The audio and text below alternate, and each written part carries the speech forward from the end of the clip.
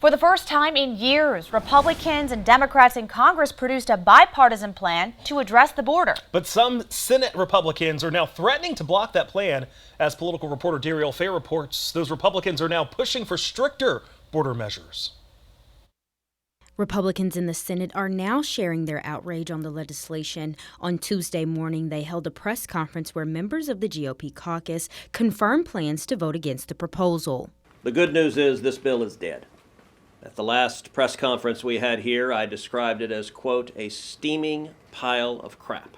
That vote is set to take place on Wednesday. Senate Minority Leader Mitch McConnell telling Capitol reporters the bill would be doomed in the Senate due to a divided GOP conference.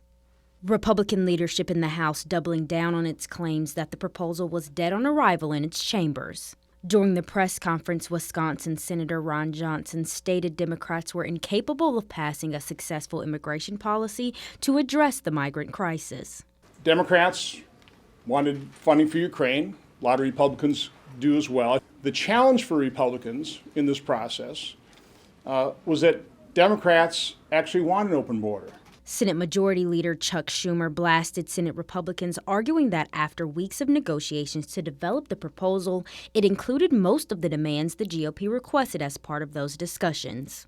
Last night, members of the other side of the aisle met to decide whether they were going to side with the American people or obey the wishes of former President Trump and his friend, Vladimir Putin.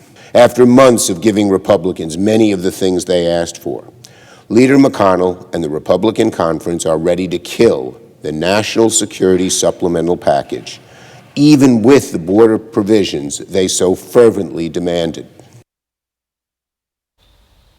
President Joe Biden said the legislation, if passed, would allow him to shut down the U.S.-Mexico border. The bill allows the border to be closed if more than 4,000 migrants attempt to cross over the course of a week.